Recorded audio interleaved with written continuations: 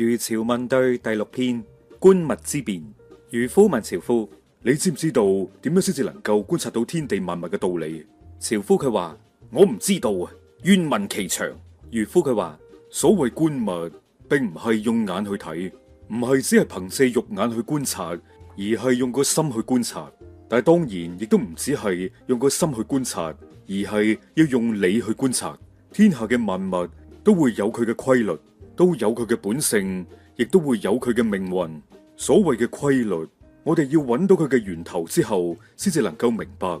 所謂嘅本性，亦都要推演去到極致之後，先至能夠了解。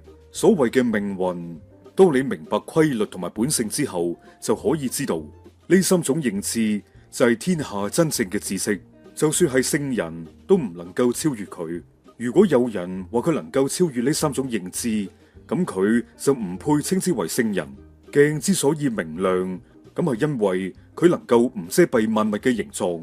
但係鏡雖然唔遮蔽萬物嘅形狀，但係就做唔到好似水咁樣，既能夠映照萬物嘅形狀，亦都能夠融合同埋化成萬物嘅形狀。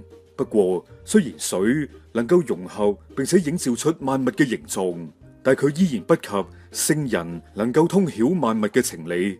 聖人之所以能夠通曉萬物嘅情理，咁係因為聖人懂得反觀其物。所謂反觀其物，就係指唔係以自己嘅角度嚟去觀物，不以我嘅角度嚟觀物，而係化成萬物嘅角度去感受萬物。如果一個人能夠用咁樣嘅角度嚟去觀物，咁我喺其中又何必強行分多一個我出嚟呢？由此可見，我亦都係人，人亦都係我，我同人同屬萬物。所以天下嘅人嘅眼睛就係我嘅眼睛。咁喺呢個世間就冇我見唔到嘅嘢。能夠以天下嘅人嘅耳仔作為我嘅耳仔，咁就冇我聽唔見嘅嘢。能夠以天下人嘅口為我嘅口，就冇我講唔出口嘅嘢。能夠以天下人嘅心為我嘅心，咁就冇嘢係我唔知道、諗唔到嘅啦。如果能夠觀天下之所見，咁視野想唔廣闊都難。如果能夠聽天下之所聞，你想冇千里耳都難。如果能夠言天下之所論，你嘅議論想唔高明都難。如果能夠謀天下之所樂，咁你嘅計劃想唔宏大都難。如果能夠見之廣、聞之遠、論之高、樂之大，而內心就冇絲毫嘅造作同埋執着，你想唔係至神至聖都難，並唔係只係得我一個人可以達到呢個至神至聖嘅境界。天下嘅人都能夠達到呢個境界，亦都唔單止係當代嘅人能夠達到呢個至神至聖嘅境界，千秋萬世嘅人都能夠達到呢個境界。當你能夠突破此時此刻同埋過往嘅認知範圍，更深嘅感悟同埋認知就會隨之而來。咁呢一段我哋又嚟咗一個簡單嘅解釋同埋延伸。咁呢一篇入邊咧，其實有3個核心主旨嘅。阿邵雍亦即係個漁夫咧，佢想表達：第一，觀察事物唔係只係睇表象嘅，我哋要用理，亦即係佢嘅規律去探究佢嘅本質。第二，就係最終我哋要達到無我嘅狀態，同萬物融為一體。呢個 moment，我哋嘅視野咧自然就會擴大。你想冇千里眼啊、千里耳啊，都難啊！你講說話想唔直擊人心，想唔感動人都難啊！你想唔做聖人都難啊！咁第3個主旨咧就係呢一個咁樣嘅境界，並唔係阿邵雍佢一個人專屬嘅。佢冇話呢個世界只係得佢一個聖人，每個人都能夠透過修養自身嚟去接近呢一個境界，亦都唔係只係得呢個時代嘅人可以做到，任何嘅時代嘅人都能夠做得到。呢件事其實同藝術創作好似嘅，即係如果我哋將我哋嘅創作困咗喺自我嘅時候，我哋所見到嘅呢個世界好窄。但係一旦你放眼呢個世界，你打開其他嘅感官，你接納其他人同埋大自然，咁你嘅創作呢就有源源不斷嘅靈感，就會越嚟越豐富。又例如好似我嘅 channel 咁，即係如果我淨係講一個 topic，例如最開始你哋接觸到嘅，佢係一個身心靈嘅 channel 嚟嘅，甚至乎身心靈嘅 channel 都未係，佢係一個只係會提供一啲冥想嘅引導嘅音頻俾你嘅 channel。其實你換其他嘅人去讀嗰段嘢都得㗎，係咪？唔一定要我讀㗎。係唔係就係做 meditation 就夠呢？有啲乜嘢認知我哋係需要有嘅？咁於是乎呢，我就開始講身心靈啦。咁講身心靈明係咪就係夠呢？佢係咪就能夠幫我哋解決晒所有嘅問題呢？好明顯係唔得嘅。我哋係唔能夠奢望只係用一條方程式去解答晒所有嘅數學問題噶嘛，係咪啊？解答唔同嘅數學問題要用唔同嘅方程式，所以我哋開始去講書，乜嘢書都睇，乜嘢書都講，講下講下就講到今時今日呢個 channel 咧不倫不類嘅狀態啦。你完全唔知道呢個 channel 嘅定位係乜嘢嘅啊？又有音樂聽啦，又得閒又寫下小說啦，啊跟住又配下音啦，啊有時咧又原文咁讀下書啦，啊又有時咧又教下潮州英文啦，啊你完全係唔知佢想點噶，而最關鍵嘅地方就係咧，樣樣都爛尾嘅。係咪想講呢句呢？係幫你哋講埋啦。即係雖然，即係喺個演算法嘅呢一個規則底下呢，呢個係一個極度不明智嘅做法嚟嘅。但係其實呢，我知道自己做緊咩嘅。其實我咪就係扮演緊唔同嘅身份啦，用緊唔同嘅眼睛去睇緊嗰個領域嘅嘢啦。哪怕就算係相反嘅觀點，我哋都願意去用對方嘅眼睛去睇一次。喺呢個過程入面，其實你就已經同呢啲書萬物融為一體噶啦。咁你嘅視野想唔大都難啦，係咪啊？呢一篇對我哋現實嘅生活有啲咩啟示呢？哇！我唔畫畫，我又唔搞創作，又唔好似你咁開 channel，咁關我咩事啊？其實都關你事噶。好多人唔搞 channel，但係我哋依然會喺我哋嘅自我呢一間房間入面咧揼揼轉，就係冇辦法行出嗰個門口。最能夠解釋呢一個現象嘅就係同溫層效應啦。我哋喺生活上只係同一啲同我哋嘅價值觀相同嘅人互動，我哋睇一單新聞，只係睇一啲同我哋嘅角度一致嘅報道，唔係話唔得，每個人都硬係點都會有呢啲咁樣嘅圈層喺度嘅。我哋嘅呢個 channel 其實都係一個咁樣嘅同溫層，所以我成日都呼籲大家，奉勸大家，你要去聽下其他嘅 channel 講緊啲乜嘢，就算係同一本書，你都應該要聽下第二個人佢嘅角度。我會有我嘅 filter 喺度，而你之所以會訂閱我嘅 channel，係因為你有一個同我差唔多顏色嘅 filter，所以天然我講嘅嘢就係啱你嘅諗法嘅。咁呢個其實係一個危險嘅信號嚟嘅，因為我講嘅嘢會強化你對呢一個睇法嘅認可程度。久而久之，我哋就會將自己認為嘅嘢當成係呢個世界嘅真理。咁最終會點呢？最終會令到我哋盲目，會令到我哋窒息。當然你可以有你嘅立場，你可以有你嘅傾向，但係我哋唔應該只係聽一種聲音。我哋甚至乎需要主動咁去接觸一啲陌生嘅環境、唔同嘅價值觀，甚至乎係你反對嘅觀點。咁樣我哋先至能夠吸收到新嘅靈感。就例如點解如潮問對呢個系列我會切碎咁嚟做呢？咁其實事緣係前幾日咧，我收到一條 comment，咁就係有一位新嘅朋友仔，佢喺其他集數嗰度留言，佢話啊，你嘅節目咧好好，但係最唔好嘅地方就係太長啦。再好嘅嘢聽得長，我都覺得冇心機。其實呢個問題我唔係呢位朋友仔講我先意識到嘅，我一早就知道嘅。但係我一路都催眠自己，覺得嗰啲短片啊、嗰啲 shorts 啊係冇營養嘅嘢嚟嘅，係啲冇耐性、不求上進嘅人先至會睇嘅咁樣，即係。我係有一個咁樣嘅偏見喺度，所以我成日都好抗拒去試下去縮短自己嘅一集節目。咁但係其實諗深一層係冇衝突噶嘛，呢件事係咪？冇人話你做咗啲短片之後你唔可以做翻長片噶嘛？你又可以梅花間竹咁做，你又可以兩樣都做。例如話我錄晒13集之後，我將佢剪翻埋一條片，重新放翻出去唔得啊！而家即係點解我要限定自己？我一定要一集入邊講晒所有嘢呢？即係點解我要咁矇塞呢？係咪啊？我一睇到對方有嗰條 comment 嘅時候，我嘅第一個念頭係挑，你做咩俾建議我啊？你第一次留言啫，你又唔係成日聽，憑咩俾建議我啊？嗱，呢啲係我真實反應嚟嘅，但係當然我會消化啦，係咪？我唔會認為自己一定係啱晒嘅。等我嘅情緒咧降咗溫啦，冷靜落嚟之後啦，我就覺得佢講得有道理，我應該聽佢嘅意見，我應該多謝佢。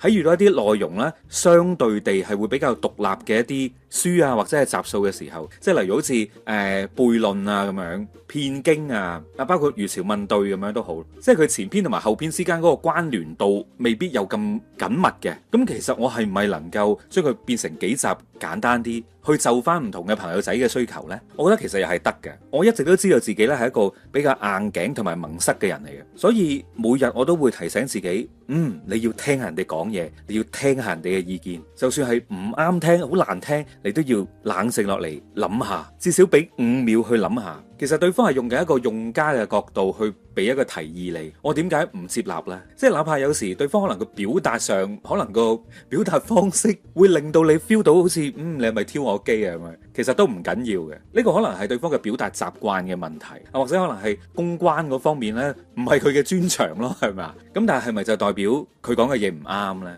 唔係咁樣嘅，真係用心咁樣聽下人哋嘅意見，咁我哋就會發現自己呢，真係多咗一對眼，多咗一對人哋嘅眼喺度觀察翻同一件事。呢一點其實我哋亦都可以延伸去到呢，我哋內在嘅修行嗰度。我哋上集先講完，內在嘅修行係應該要令到自己越嚟越真實噶嘛，係嘛？而唔係去逃避現實。阿漁夫話修心養性唔係要你關住個門喺度打坐，唔係咁樣就得噶，而係你要去反思翻你自己嘅傲慢、你嘅恐懼、你嘅執着，一道一道門咁樣去打開佢，用心咁去體驗呢個世界。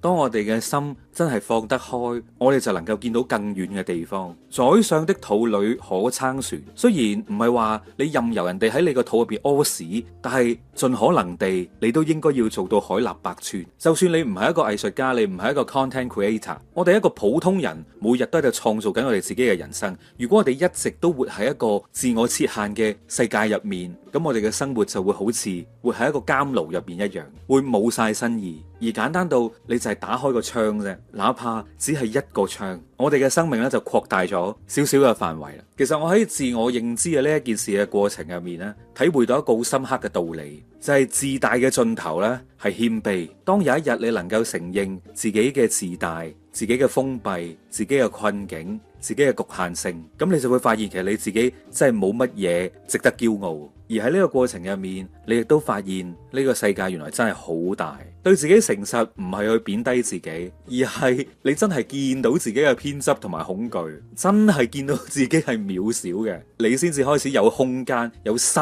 嘅空間去接納到外在嘅世界，去接納到更豐富嘅世界。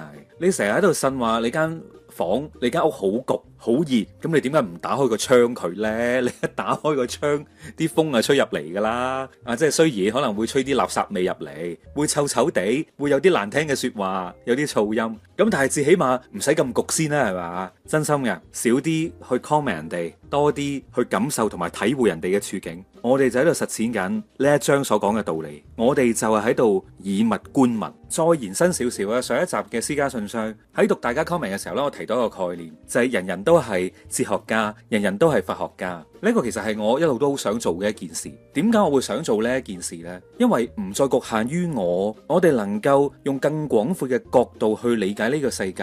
佢本身就係學習法律同埋哲學嘅核心精神。首先講法律先啦，法律最核心嘅要義係啲乜嘢呢？唔係嗰啲條文啊，真係唔係嗰啲條文，而係我哋點樣用一個理性嘅角度去理解其他人同埋社會，佢每日發生緊嘅事。當個人我哋能夠做到以物觀物，咁我哋就能夠跳脫個人嘅好惡，去見到我哋社會嘅本質係啲乜嘢。其實讀法律同埋讀哲學對我哋係好有好處嘅，我哋睇嘢會宏觀咗好多，我哋個人都會冇咁自私。即係你讀過法律嘅人呢，你好難做到話凡事只係問對我有冇利，你必定係會諗多咗嘢，你會諗下喂，我點先可以令到其他人都公平呢？對所有人係咪公平呢？呢個做法，即係哪怕係最拜金嘅律師，佢都不能逃脫呢一點，佢都唔會純粹只係睇自己嘅利益嘅。法律存在嘅意義，首先係維持秩序。係咪？但佢仲有兩個更加重要嘅部分，一個就係保護弱者，另一個就係矯正權力嘅失衡。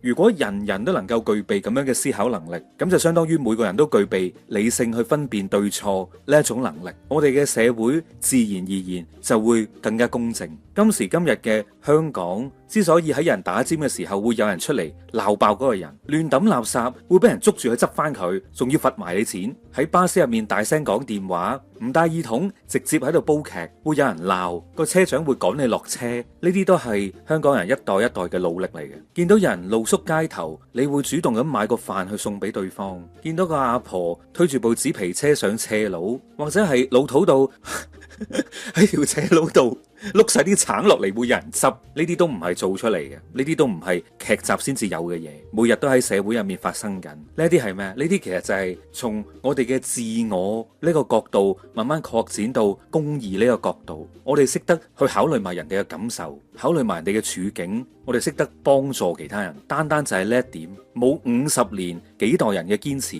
你嘅城市都做唔到。所以我哋真係唔能夠睇小我哋自己呢啲細微嘅努力。即係當然你未必能夠喺聽日就改造咗、改變到呢個社會，但係至少你今日做50年之後，可能我哋會見到遍地都係哲學家，遍地都係法學家咧，係咪？阿吳君如話齋，做人總要信啊嘛，你要相信你能夠做到，咁你先至能夠做到嘅。如果每日我哋都能夠不斷咁問自己，我點解會咁樣諗呢？我嘅價值係點樣嚟嘅呢？普遍嘅真理係啲乜嘢啊？其實我哋就離我哋嘅偏見咧越嚟越遠啦。如果人人都能夠養成呢一種自我反省同埋追問嘅習慣，唔單止你活得更自由啊，所有嘅人都會更加自由。咁樣嘅社會先至係健康嘅。我哋唔需要再依賴少數嘅精英，佢去諗辦法，佢去教我哋點樣做，而係每個人每個公民都負擔起自己嘅責任，去參與同埋維護我哋嘅秩序，我哋嘅社會先至會有進步。要成為一個法學家同埋哲學家，同一道理，